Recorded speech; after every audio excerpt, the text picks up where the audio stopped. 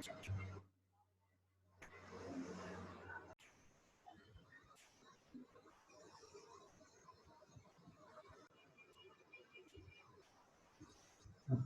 morning.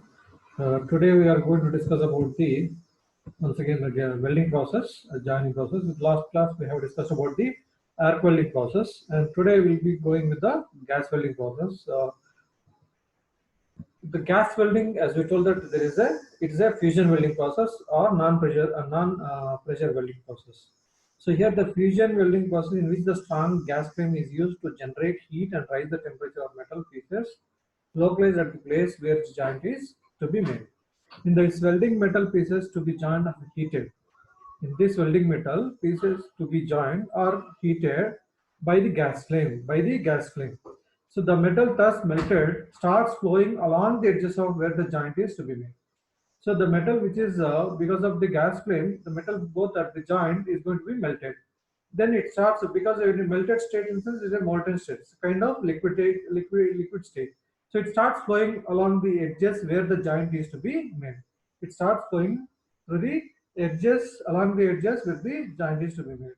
Here I can use the filler metal or may not be used. Okay, so a filler metal if here they are going to use also added to the flowing metal so that it will fill the gaps at the edges. If you fill the gaps at the edges, so I may use the filler metal or may not use it because both metals can be heated together and then fused together by heating to a temperature of molten state. By heating a temperature of molten state, and this gap is filled with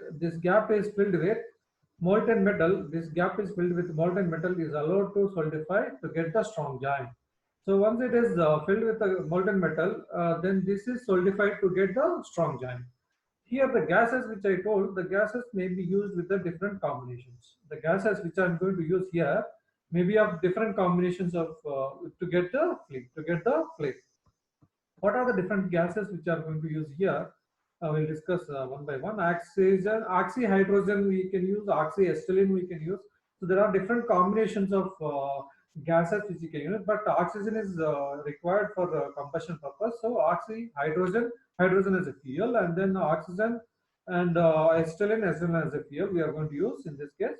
And different mixing proportions also we can use. See, the popular gas combinations are oxygen, hydrogen mixture, oxygen, acetylene, and different mixing proportions of two gases in mixture can give the different flames with a different characteristics, with a different characteristics.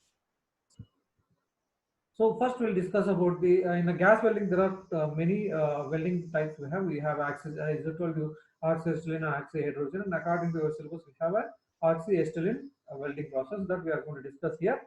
So oxyacetylene welding in the name says that here I am going to use the oxygen and as well as the acetylene as the two gases which are going to use, and this is generally used for wide range of joining of metals and alloys. And this acetylene is going to be burnt in the presence of oxygen under a controlled environment, so that it's going to produce the heat, so that it's going to produce the heat such that it will be melt the two metals which are going to join, such that it's going to melt the two metals which are going to be joined. So here this burning also produces the carbon dioxide.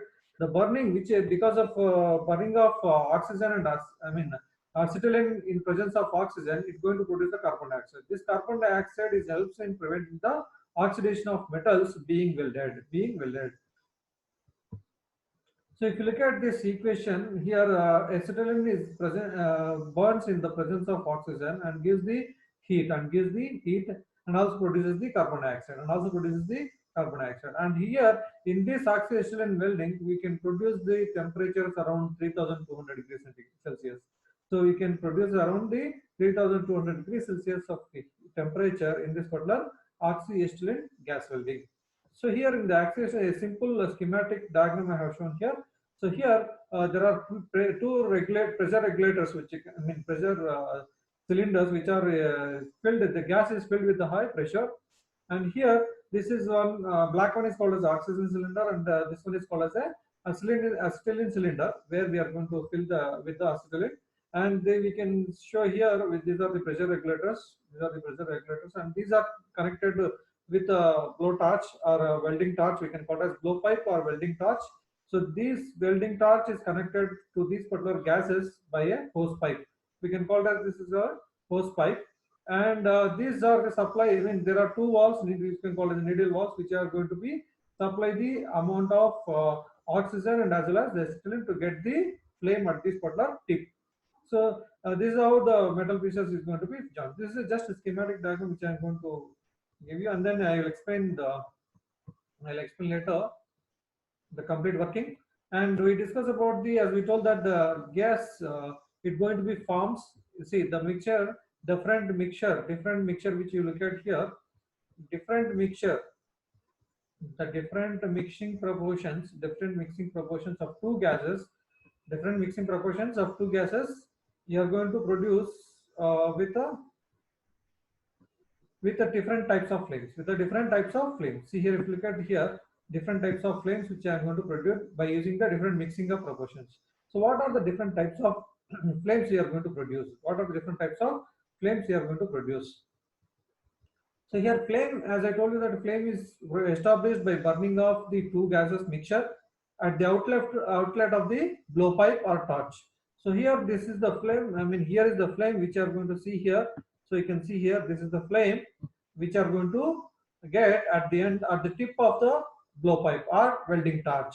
So this flame, how we are going to obtain? It is established by burning the two gases. Burning of the two gases means burning of the acetylene in the presence of oxygen. So the proportion of gases in the mixture, the proportion means how much is the oxygen, how much is going to be supplied the acetylene.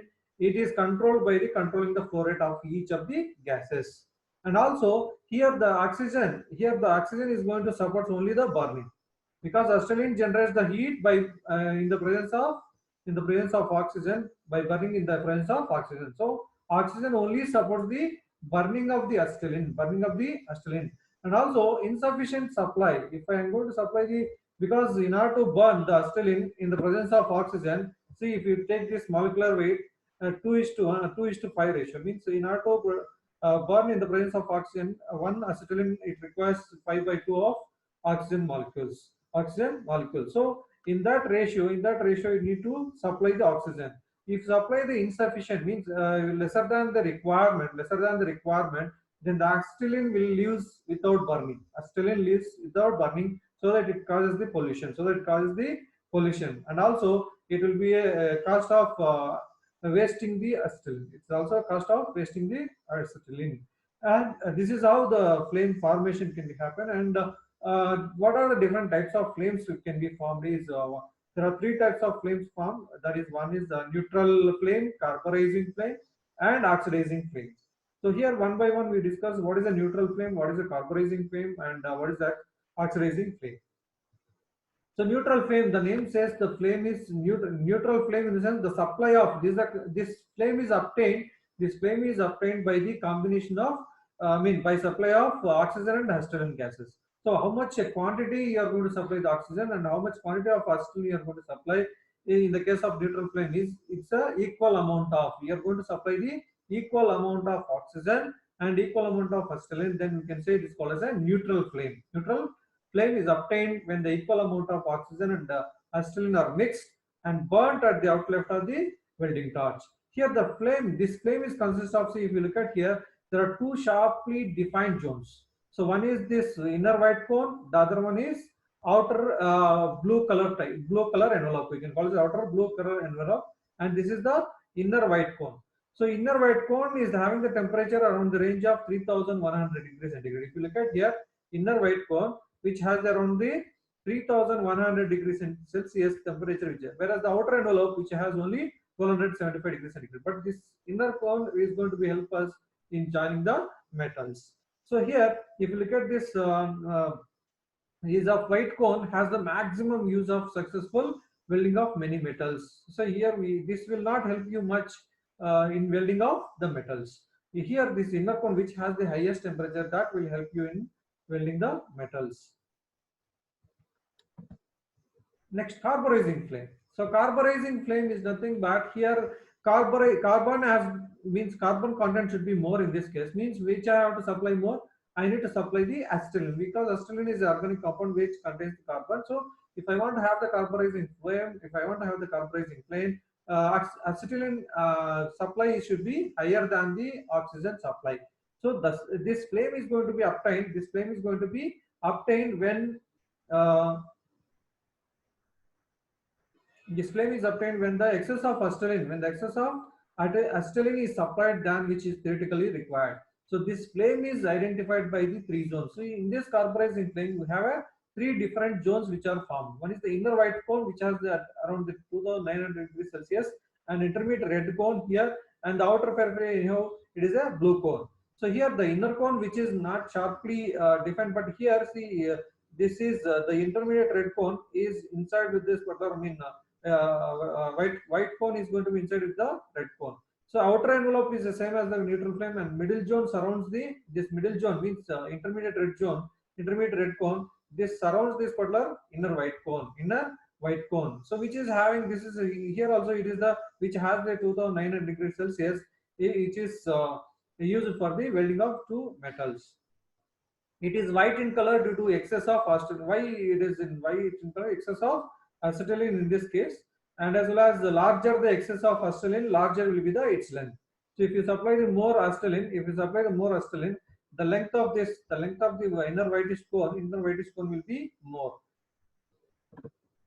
And to get a neutral flame, of systematic procedure is to make the carburizing flame first. Means first you need, if I want to have a carburizing flame, at this particular welding torch, I need to set this with a neutral flame first. Then you need to supply the excess of acetylene so that you are going to get the carburizing flame.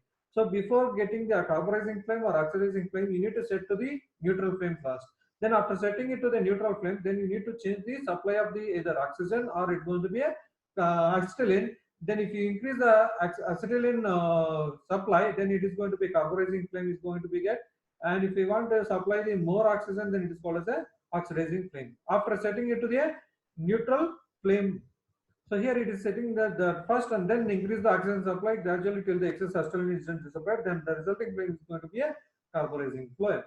And the temperature ranges is around 3100 degrees Celsius to the 3300 degrees Celsius. This is for welding of metals where the risk of oxidation is going to be, like in the case of aluminum, oxidation risk is there. So in that case, we are going to use this kind of carburizing flame. And also its alloys and lead and its alloys. The metals which have the tendency to absorb the carbon. See, some of the metals may have a tendency of absorbing the carbon. Such metals will not be used in this case of carburizing flame. So we are not using the carburizing flame in the case of metals which are going to absorb the more carbon content. So that why? Because it becomes brittle. Why? Because it becomes brittle.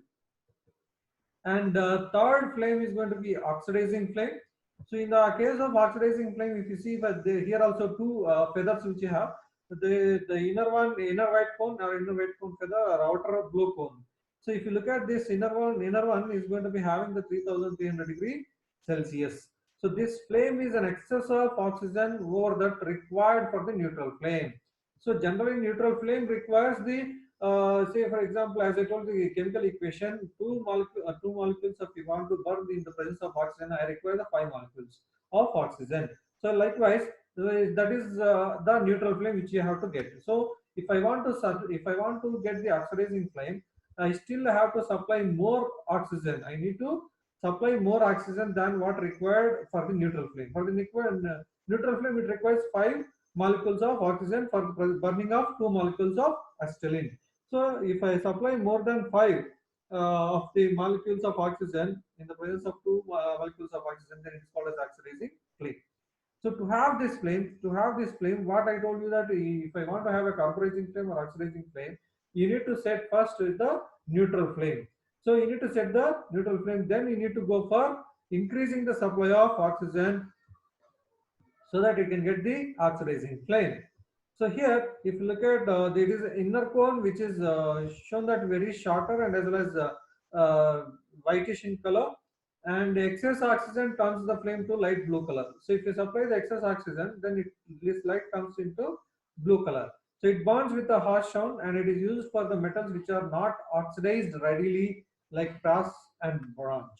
So these are the two materials which are going to be used for welding the oxidizing flame.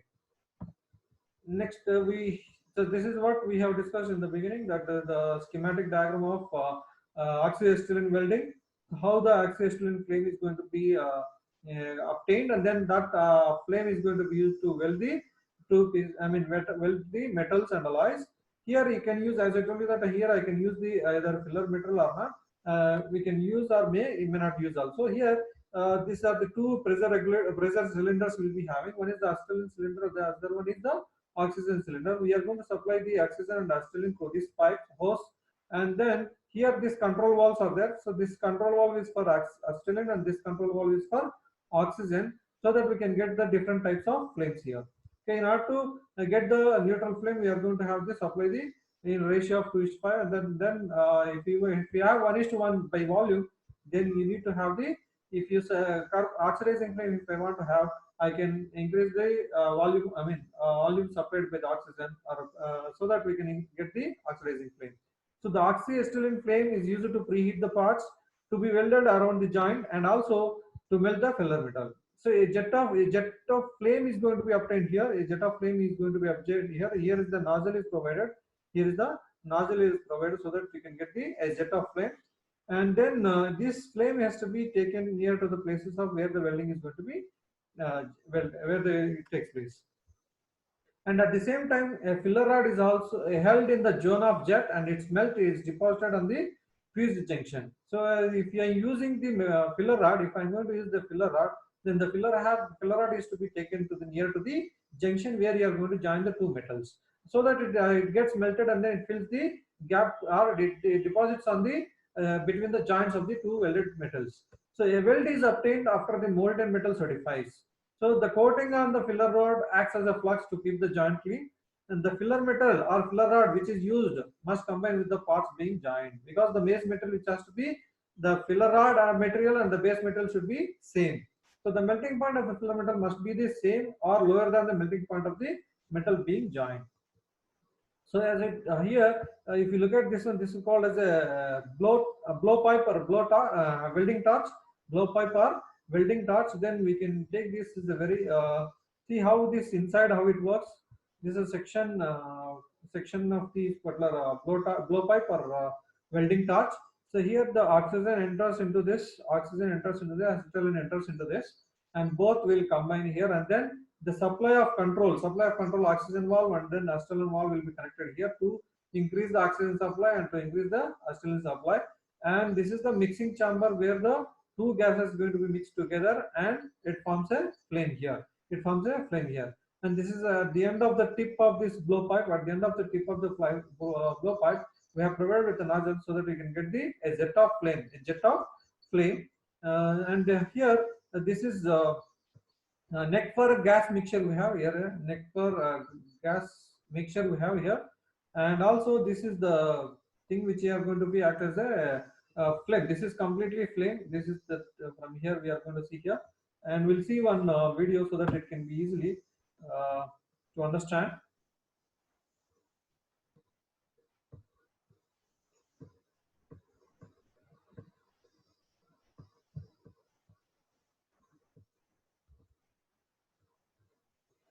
So this is the two cylinders. This is where welding torch or blow pipe, and these are the two pieces which are going to be joined, metal pieces. Mild steel has taken. See, black cylinder is supply of oxygen. This is an oxygen. This is going to be acetylene. Red cylinder is a acetylene. So these are the two pressure regulators.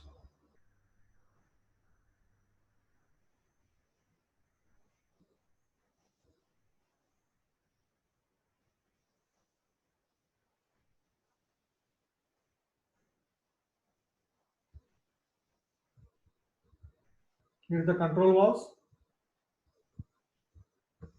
That is the tip of. Here is the nozzle type tip is there. See how you will get the different types of flames once they switch on.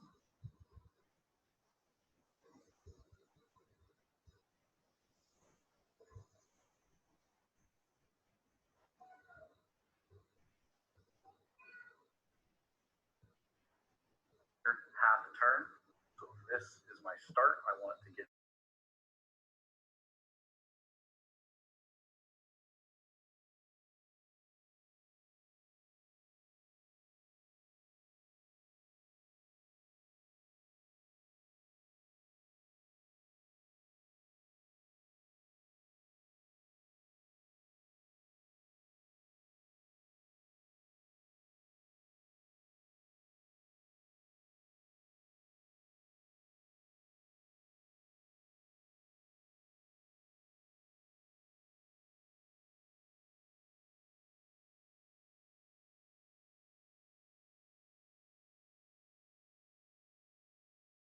to adjust regulator here.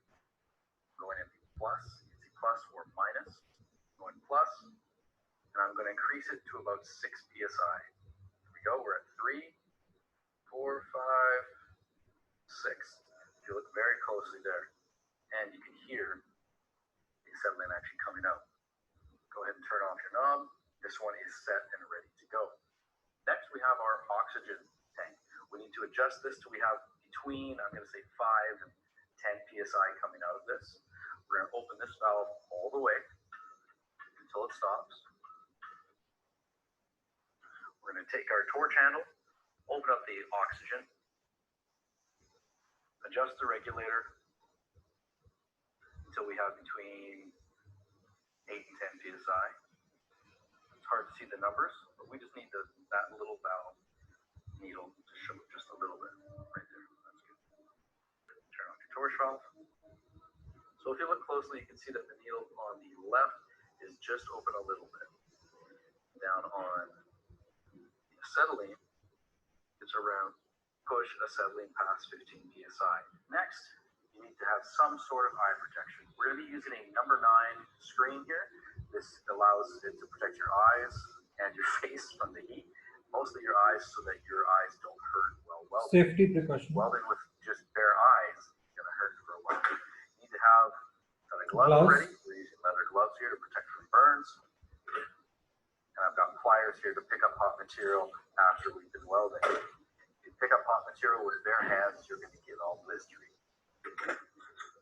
Set up my 2 pieces of flat bar here with a slight gap in between. Gap has to be maintained. See here, the gap is to be maintained. Fire brick to prevent my table from getting hot. Fire bricks will not explode when heated or anything. So now that I have my metal set up, I have my torch all ready to go. All I have to do is open my acetylene valve, just a little bit, or fuel valve. This one's acetylene. Open up just enough that you can feel it on your hand, or you can put it up on your ear. Just enough to feel it. Take your striker, hold it on a slight angle, side here. Nice sooty flame. All that black stuff is carbon. We want to get rid of that or it makes a big mess. I'm going to open up my acetylene valve until that black smoke goes away and I have a nice feathered flame. Delicious. If you're doing thinner material, you don't need as hot as a flame. In this case, we're doing 8-inch flat bar. He is controlling the flow of supply here with the valves. I don't have here. a special number for that. Beautiful. Next, we're going to open up our Oxygen. Add some oxygen to this mix. Watch carefully what happens to the flame. So supply of oxygen. Now, See, if you look different at flame. it looks like we have 2 different cones here. We've got a very bright one. We have a longer one here. Don't try to touch it, but you can get pretty close without feeling any heat. I'm not going to purposely do that though. All right, I'm going to adjust some more oxygen until that one cone gets nice and tight. So here's just set the exposure on the camera down a little bit. So Inner white is bluish. When you first just acetylene, not that, add your oxygen. You're going to see 2 different colored flames essentially coming out. So if combination of oxygen and still 2 colors forms. I'm going to add more oxygen until I have a very nice little cone. That's maybe It's an oxidizing flame. This is called as oxidizing flame. More oxygen is supplied. So I have my flat bar set up with a very slight gap in between. I want to have a little bit of a gap to allow the metal to penetrate when it gets welded together. So gap has to be maintained. Both ends, and then I'm going to do a fusion weld. To tack first. I'm going to heat it up. I'm going to hold my torch on about a 45-degree angle. 45 degrees angle to be maintained here. We'll concentrate on one area. And then those two shiny parts, so you can get a better look at what's going on here. Back and forth between the two. Do little circles or zigzags. There it is. You see that? Now we have a nice little joint.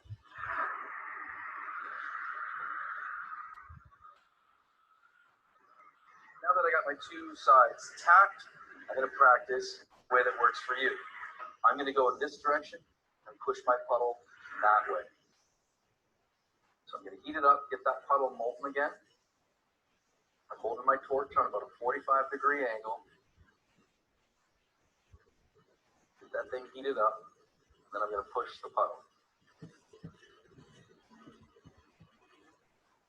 If I stay in one place for too long with my puddles going, I run the risk of actually burning through and burninating my metal.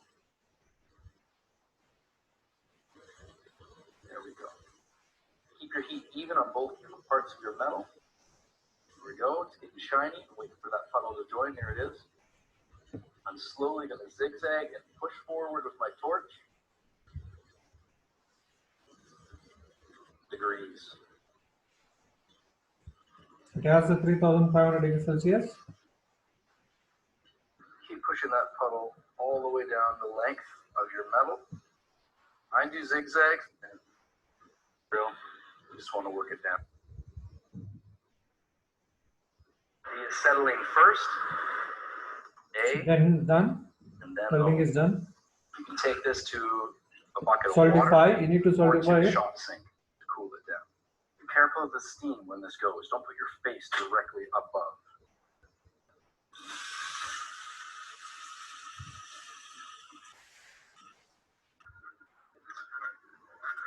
Normally in welding, I'm not going to cool it down in a sink. I'm going to let it cool naturally. See, here he has not used any filler material. He has not used any filler material in this When we're case. practicing, I think it's okay. Once it's dried off, you can shine it up with a brush. Cleaning of surface.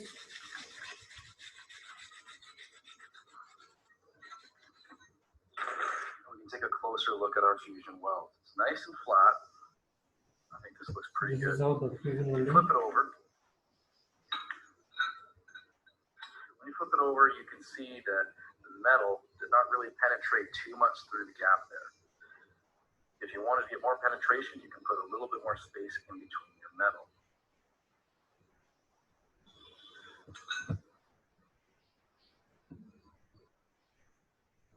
Right.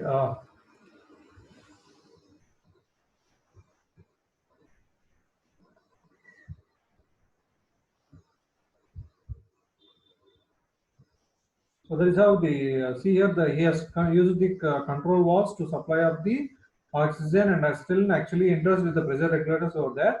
So after entering here, then he has controlled the oxygen and acetylene valves so that he can get the different types of flames. He has shown the different types of. First is going to be the acetylene flame, which is alone, and then as you are increasing the oxygen content in that, then slightly it forms as a light bluish in color. So as the increase in the oxidized flame, lastly I shown the oxidizing flame where the two phases of cones, which are going to be found out, that is the inner white cone, the other one is going to be bluish cone, outer envelope is going to be bluish cone. So with that, because we are going to get the higher temperatures of the order of 3100 degrees Celsius, we can use the oxidizing flame as well as carbonizing flame. Depending on the application, we are going to use the two types of flames. So now we'll move to the advantages of this gas welding. Of course, this equipment is inexpensive. We have only one welding torch and the two other cylinders, pressure cylinders which we need, that gas cylinders which we need is oxygen cylinder as well as acetylene cylinder. And it is also not so complicated in building, in having this particular equipment. And it is easily portable. It can be easily moved. It doesn't have any fixed kind of structure.